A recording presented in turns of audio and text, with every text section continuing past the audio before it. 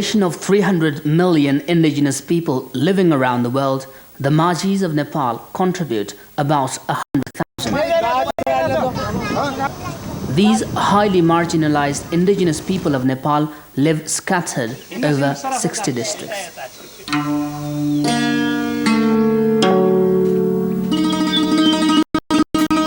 The Majhis are dark-skinned, of medium height and wiry.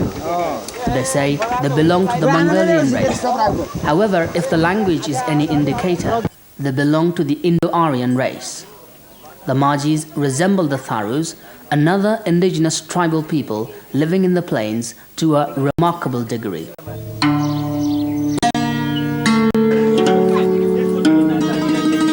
There are two different types of Majhis, one living in the hills and the other living in the plains. Judging by the traditional occupation, they are the same, but their language and culture have no resemblance. Whether they are the Majhis of the hills or the Majhis of the plains, poverty runs high in the community. They live in want and deprivation. However, as indigenous people, they owned large tracts of alluvial soil fields created by the rivers in the earlier days. Their gullibility and the state land reforms policy gradually dispossessed them.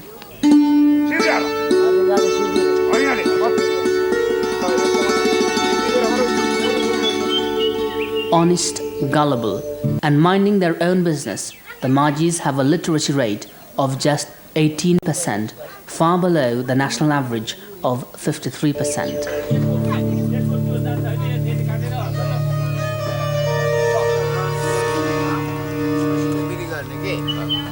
Characteristically, the Majhis live near the river. Their relation with the river is intimate. They live by it, and their rites and rituals revolve around it.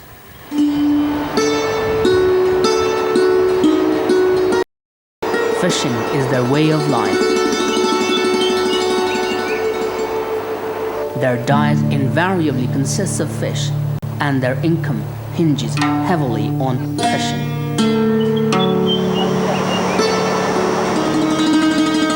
Ferrying people across rivers was another means of making a living for the Majhis. This used to be the only means to cross large rivers before this developing country, Nepal, embraced modern technology. But as their traditional occupations increasingly failed to support their life, they have started to do other menial jobs.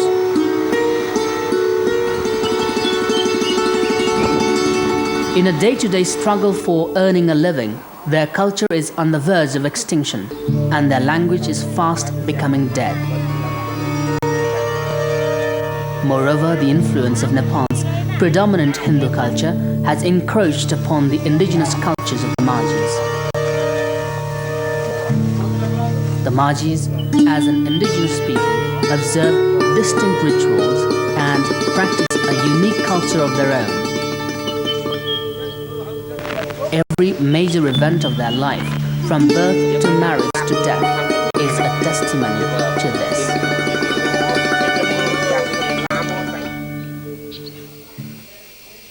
Birth of a baby in Majhi family is a celebratory occasion, marked by killing of a cockerel or a hen. Cockerel for a boy baby and hen for a girl baby. The Majhis believe the birth of a baby should take place in the house, and they have been practicing safe motherhood since ages. The baby born is given a name on the 3rd, the 5th or the 7th day of its birth. Unlike in the Hindu culture, where the priest or the father christens the baby, the Majhi baby gets its name from either the head of the community, whom they call Mijar, or the midwife, whom they call Sundeni. The name of the baby usually comes according to the name of the day it is born on. A typical Majhi baby is massaged with the smoke of poisonous plants, fishes and insects. The Majhis believe the baby will be protected from these when it grows. The Majhis observe birth pollution. In fact, they consider it to be the most polluting event. Thus, they do not launch any auspicious work without cleansing this pollution. Pollution cleansing is done by sprinkling urine of the cow or goat on the people concerned, mother, baby, father, and the nearest family members.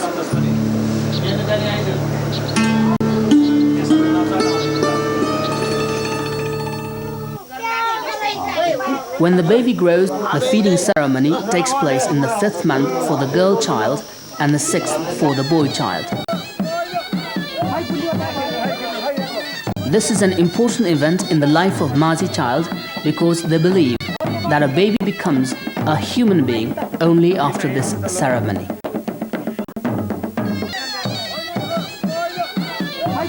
The Majhis signify this by observing all rituals done for an adult even if it dies a day after the feeding ceremony. The baby's feed for the day is prepared by the head of the community.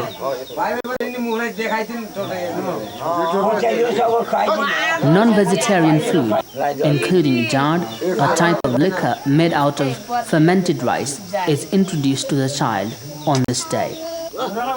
Before the child is fed solid food, the food is first given away to the demons. They call this process shitopato.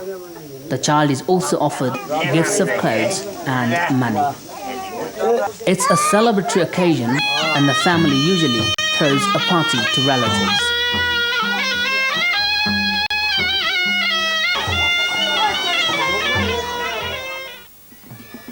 The next important stage in the Majhi's life is the child turning into man.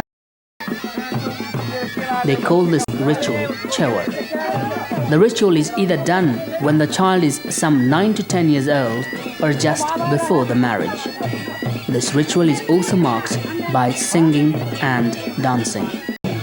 The boy undergoing this ritual has his head clean shaved by the maternal uncle. He is given gifts by relatives. Following this ritual, he is considered to have ascended to manhood and is considered stoic enough to undergo all the pains and is eligible for what an adult Majhi does. Marriage, like everywhere and in every race and ethnicity, is a hugely celebratory occasion among the Majhis of Nepal, and it is highly ritualistic and sacred.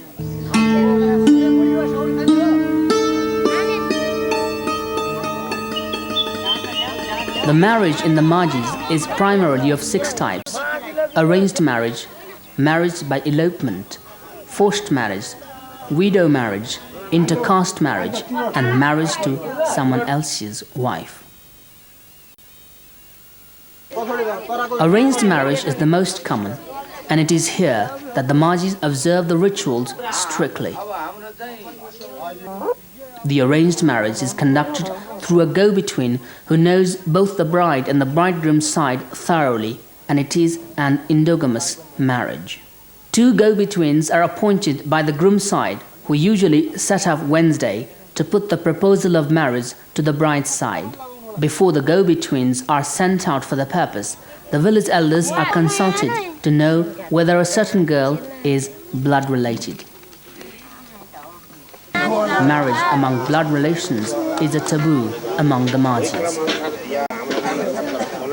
The go-betweens take along with them sagun, made of liquor and meat, or fish item, so that they can talk over it to ask for the hand of the lady. If the bride's side accepts the proposal, they take the sagun together with the lamis or the go-betweens. If they are not interested in the boy, they don't care to respond. The talk usually ends on when they are to meet again to finalize the deal. The bride's side is powerful, and they dictate how the marriage is to be conducted and what the groom's side should bring to them. Usually the amount of alcoholic drinks, meat, and the ornaments for the bride are dictated. The go-betweens return to the bride's side with the materials dictated by the bride's side in a ritual called the Teki Lagaune. The size of the procession depends on mutual understanding between the 2 sides. The marriage procession makes to the bride's house on Wednesday. The procession is always led by the lami, and he is called the Agaure, the leader. Once he is appointed the leader, he dictates everything. No one in the procession should walk before him. Closely following him are two women, whom they call in their language the Madoli. The Madolis are women who are responsible for attending to the bride. Once the procession is within the premises of the bride's house, the cooks come in the way of the procession symbolically, which the Agore, the leader, is obliged to grant something to forge ahead. The things given away are usually cigarettes. The leader then erects the spear at a certain place to claim the procession's territory. The procession is offered jard, the alcoholic drink made of fermented rice, as sagun, the auspicious food. Following the taking of the sagun, the procession is to be invited into the house. Before they enter into the house, the men of the bride's side throw red-colored rice grains over the procession. This is to say, "You're welcome to our home." The spear, symbol of the bridegroom, is kept erect cautiously all the time. In no way should it be laid flat or kept slanting. The entire ritual observed during the offering of the bride to the groom is called Saimundri Bujhauni. All the respected relatives are called inside the house, where the bridegroom's side displays what it has brought for the bride. It is in this ritual that the parents of the bride say, now that they have offered their daughter to the bride, and he is to take care of her.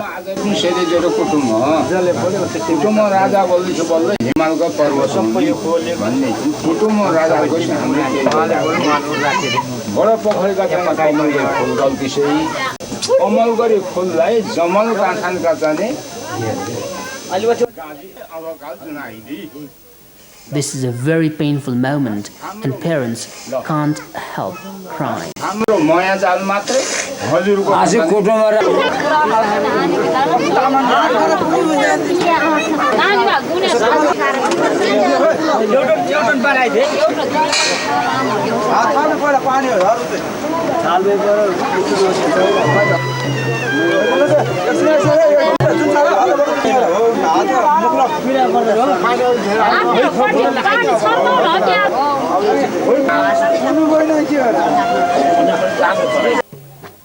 After the procession is given the morning meal, the bride is prepared to be taken to the groom's home.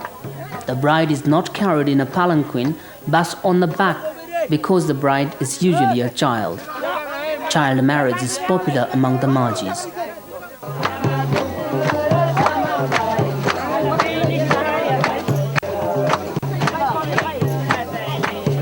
Once the marriage procession reaches the groom's home, the bride is required to wash the feet of mother-in-law, and she lovingly takes the daughter-in-law into the house.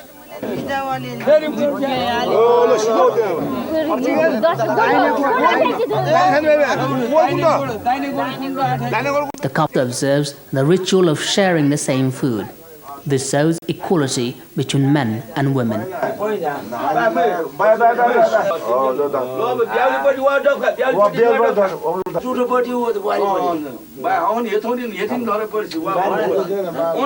Unlike in the marriages of the Hindu castes, the ethnic community of the Majhis observe the vermilion powder spray on the forehead of the bride and the bridegroom at the groom's home. The Majhis believe that the vermilion spray procession should not be watched by the groom's side. The bride and the groom exchange the place of sitting in humorous act of lifting the bride by the groom. The groom has to promise buying jewelry before the bride pulls the groom down by a corner of his cloth to sit beside her.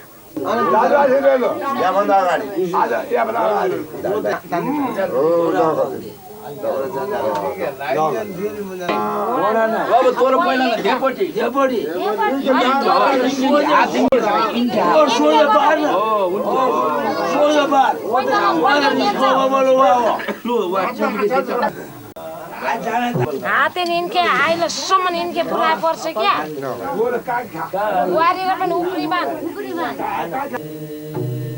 मुनि खिच्दै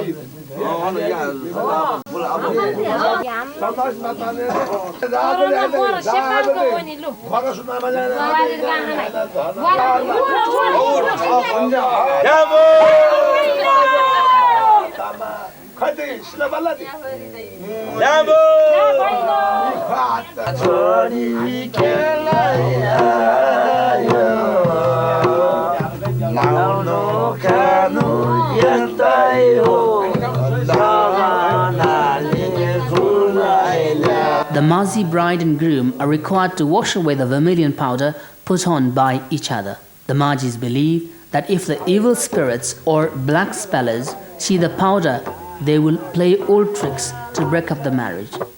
Thus, early in the morning, the bride and the groom are taken to the riverside where the vermilion powder is washed away.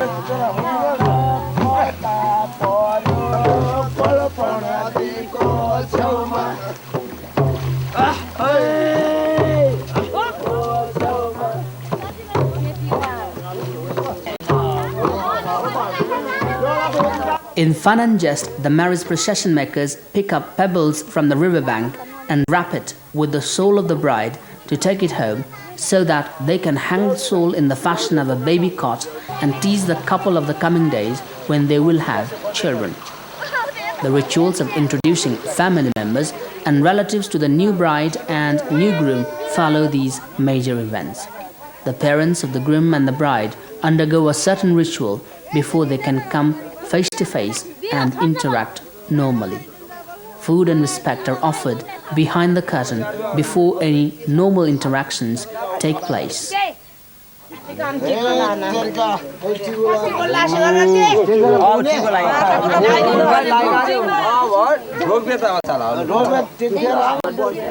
When the death occurs, the message of the death is passed on to the relatives.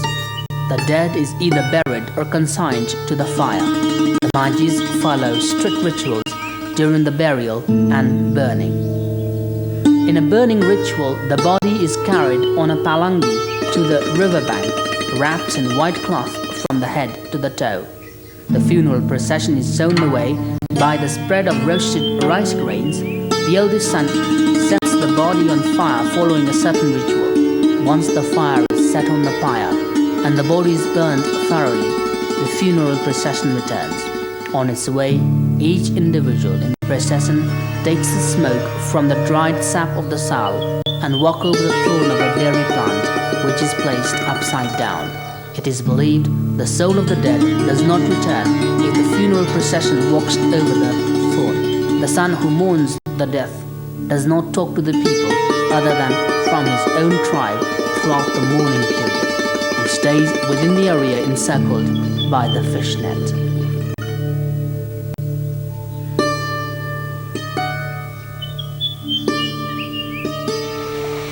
On usually the 13th day of the death of a Majhi, the death pollution cleansing ritual takes place.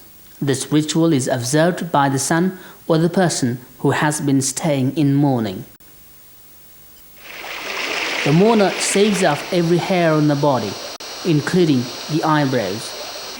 On this day, he makes pudding for the departed soul and the rayo, the imaginary friend of the departed soul.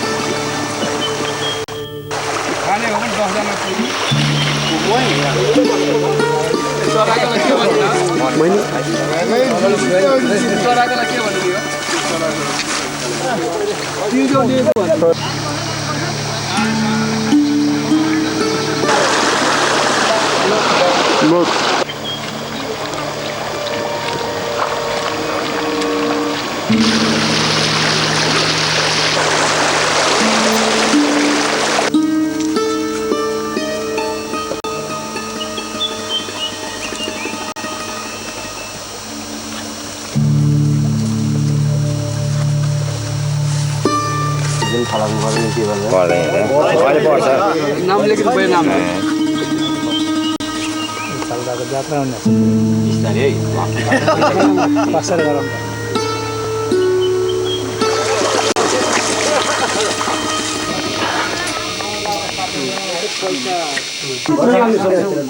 Then village elders or the headman of the community, the Mizar, incant Parangi, the last words to the departed soul.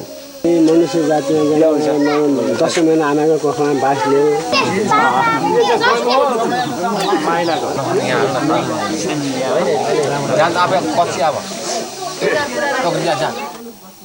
The last words said on the occasion shows that the Majhis believe in their life after death. The parange usually comprises what the family did to keep him alive, but everything done was of no avail and the soul had to go. It even talks about what they have done after his passing away, that all rituals have been conducted and the soul is to rest in peace in heaven. Following this incantation, the family is burdened with sufferings. The village elders tell family members to observe deprivation. Particularly, they are advised to shun entertainment, avoid eating delicacies and wearing good clothes until the Shraddh for the departed soul is conducted.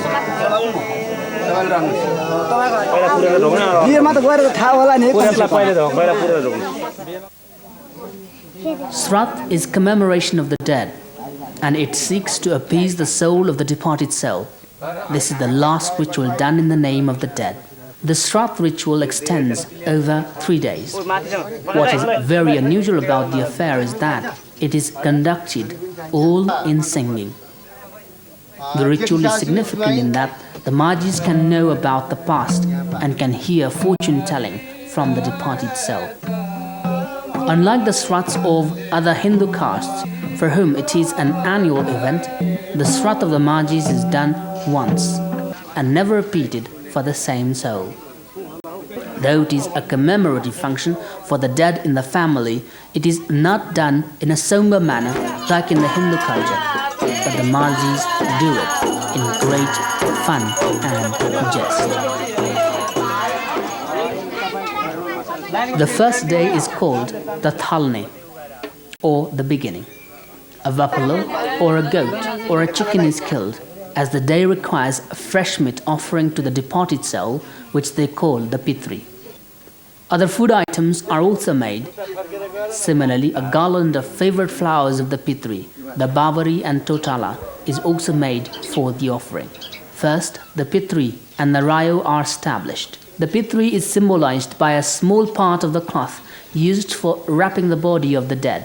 The elderly in the community then invoke the departed soul, saying in the invocation prayers that they are going to call him today, receive him the next day, and say goodbye the day after. They also call on the deceased to give them strength and advice. Following this invocation, the elderly sing to the tune of the Majhi.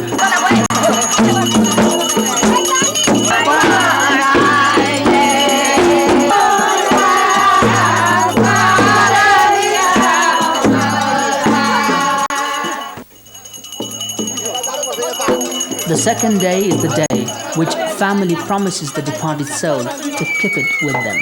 Some 10 to 12 people, including the mourner, go to the riverbank where they make a place from where they will be calling the departed soul. On the way to the riverbank, they clear the track with spades and kukris. For the dead to be established inside the house, a special place is made on the wall. The wall is painted with the suspension made from rice powder.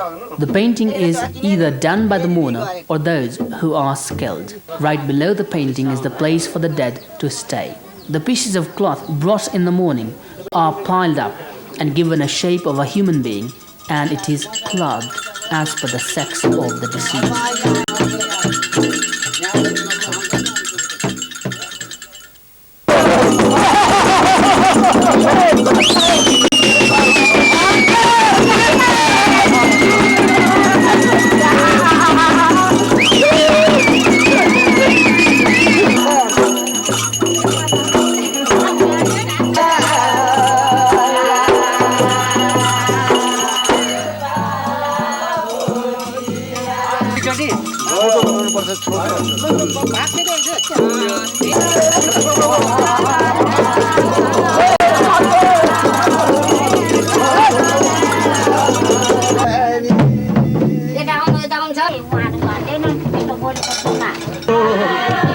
ध्यान नसकेको यो लगाइदिउँ त एकपट्टि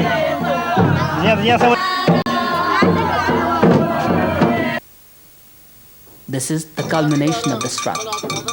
The procession plays music, sings songs that say goodbye to the deceased. The Majhis believe that once the Srat is conducted, the Pitri take the form of Vayu or the air. If the children of the deceased Majhi marry the girl from an untouchable caste or any other caste, they do the Srat separately, not with their other siblings. During the Srat, the Majhis go from house to house dancing. They call this dance Kalam Khatri Nach. The dance is a good means of maintaining good neighborliness.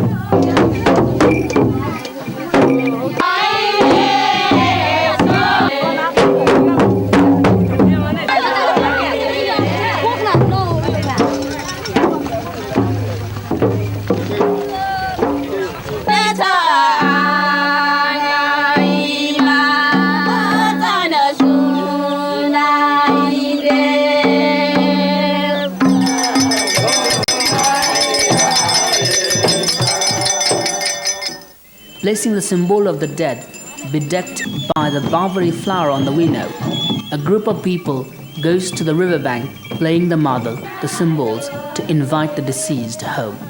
The deceased is invited into the house by saying that he come to the house at all costs in the body of someone, that the relatives are dying to hear from him, and that every ritual has been adhered to for his invitation. All return making the offerings to the dead. Those going for the invitation take their meal and sing songs and appease the deceased. Everything used and done carries meaning in this ritual.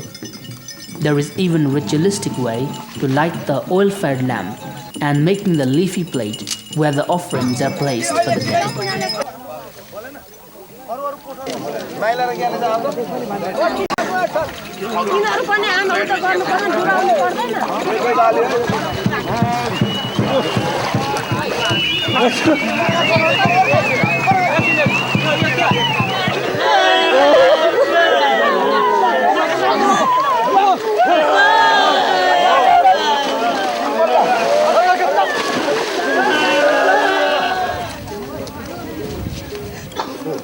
The sufferings of the relatives of the dead are lifted during the Srat.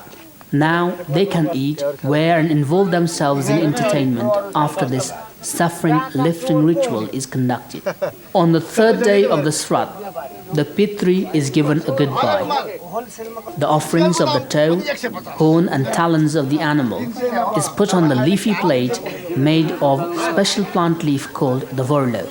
The different animals made out of rice flour, the grinding machine, or those that a person needs to support life, including money and precious metals, are kept on the leafy plate and sent sailing down the river. The Majhis living near the Indravati in Sindhupalchok, Kavre and Makwanpur do the Srat a bit differently. The difference mainly lies in the additional rituals that the Majhis there observe.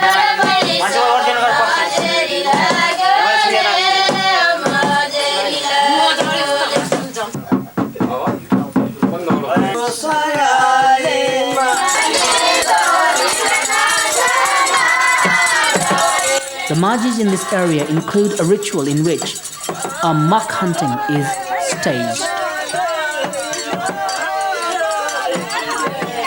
The Majhis in this area also observe a ritual called the dancing of the deceased.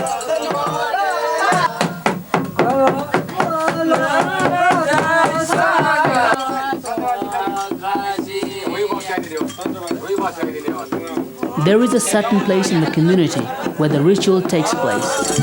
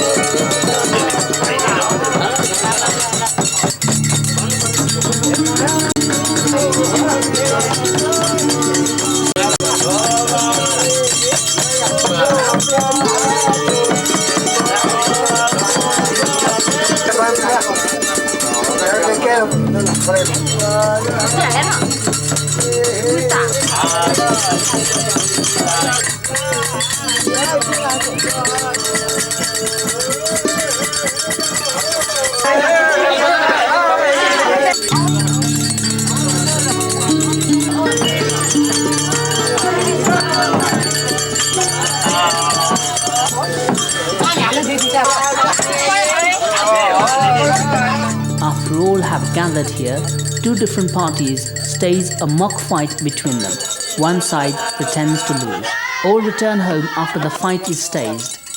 This act is important because the Majhis believe with the fight won, the spirit of the deceased becomes happy and readily enter the house where the throne is put in place for it. Following this, the Majhis spend the night singing song about the deceased.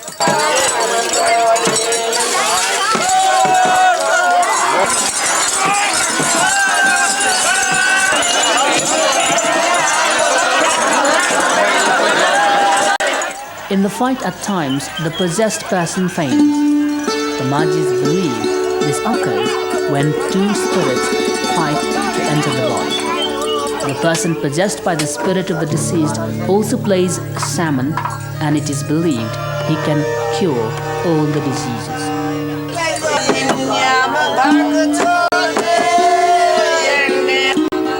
The next day, it's time for the deceased to say goodbye. When the horse dance is staged, people know that it is time to say goodbye to the deceased. Then the throne for the deceased is washed. The goodbye occurs on the river. The deceased is sent sailing along the river.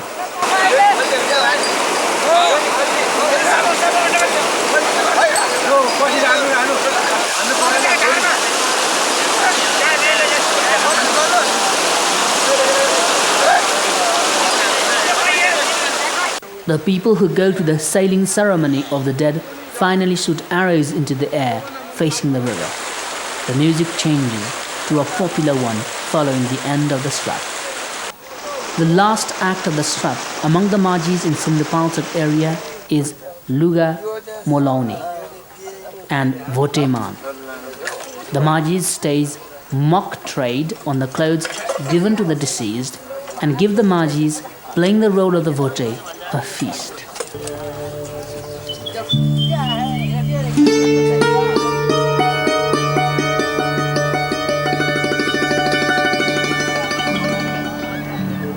Koshi Puja, literally the worship of the Koshi river, is one of the major festivals of the Majhis. This is a 3-day festival where a lot of sacrifices are made and the Majhis make merry, drinking and singing. The festival is as great as Dasai and Tihar for the Hindus. The common sacrifice has to be a goat. Each household also has to offer a sacrifice. The sacrifice has to be in pairs. If a Majhi household has just one, they have to take an egg to make it a pair. The sacrifice is made to the river, god to the Majhis, because their livelihood depends on it, be it for fishing or ferrying people across them. The date of Kosi Puja is decided by a gathering. Once the day is fixed, each household sets aside a manna of rice in the name of the god. Additional rice is contributed for making jar for each of the members in the household. Necessary money is also collected.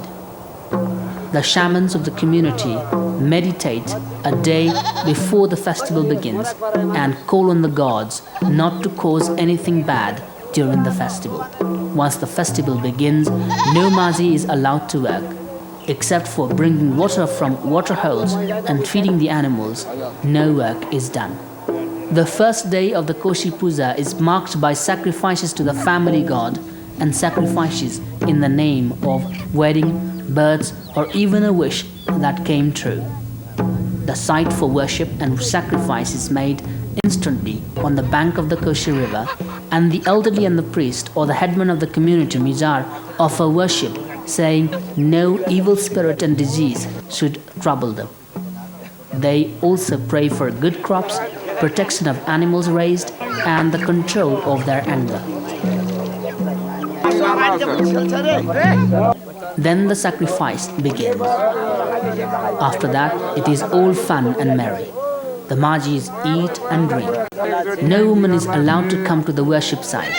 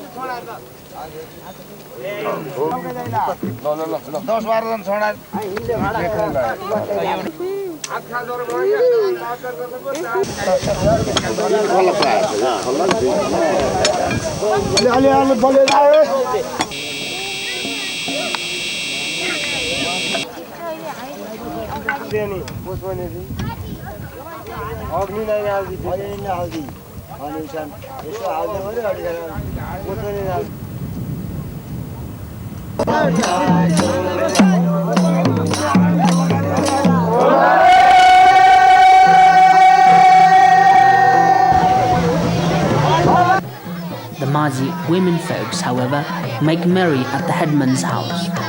The meat is taken to the women for consumption at the headman's. The men dress up as women and women dress up as men and dance in seer, jest and fun. The next morning, all men, women and children collect at the headman's house, and men and women go in groups dancing to each household where they receive money or materials as per the economic status of the family. The third day of the festival is marked by lifting of prohibitions early in the morning. Once the prohibitions are ritualistically lifted, everyone is free to do whatever they like.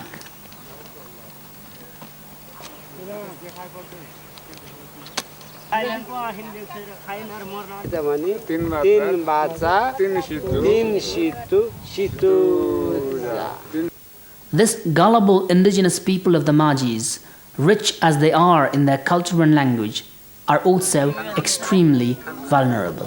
This gullible indigenous people of the Majhis, rich as they are in their culture and language, are also extremely vulnerable. The dominant Hindu culture of Nepal has invaded the Majhi culture as well, and now they are on the brink of losing their identity.